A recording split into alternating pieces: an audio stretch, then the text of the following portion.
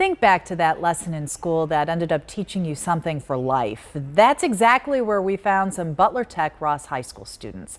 The project that's changing their worlds and the world around them is this week's Positively Cincinnati.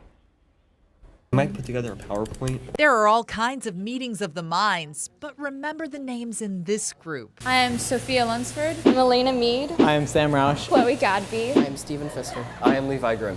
I'm Brett Eads. Because what they're working on is helping other humans, and they're not even out of high school.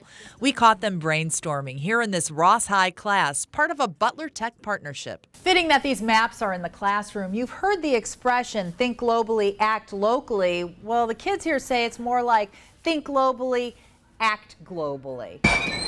Because it's how they grew a big idea that people can replicate potentially the world over. Our organization has grown from just a tiny class project now all the way to a registered nonprofit organization. It's called G Foods. What does G Foods stand for? G Food stands for Jobs, Education, and Economy, which we decided were the main factors contributing to hunger and poverty in our local area. The vehicle to improve all that, the collection, processing, and redistribution of food, might as well be based on an old adage, waste not, want not.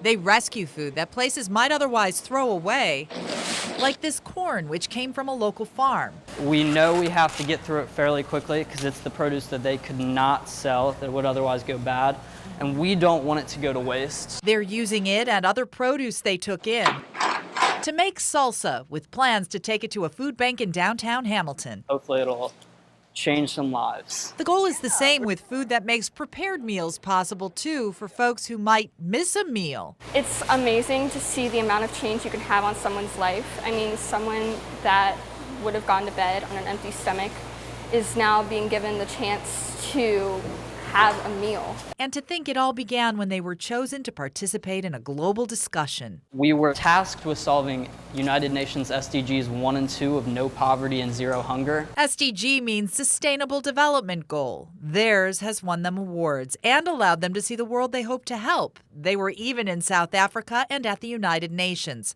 But it's not just about their experience. It's also about the hours they spend after school It's definitely a juggling act. to change the planet they call home. I've learned that anybody can make a difference. I mean, I'm a sophomore at Ross and I am helping change people's lives all throughout the city. That's just something that's mind-blowing.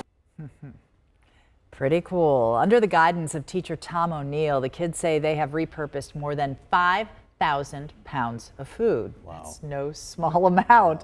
They've had to learn about nutrition, food safety, you name it. It gives them all a skill set playing into their jobs, economy, and education goals. Next step, and I find this really interesting, they're working on a mobile grocery store to tackle food deserts. So that's critical because we've done a number of stories on that issue. And I love the fact here, you know, they call it ugly foods. A lot of stores, grocery stores, they only sell pristine apples and pristine peppers or whatever. And they're really taking something that's considered ugly and using it. We throw out so much food in this country. And every year. Food that definitely goes to waste. They're not wasting it. So if you want to help them in their effort, all you have to do is go to this story on WCPO.com. You'll find the info.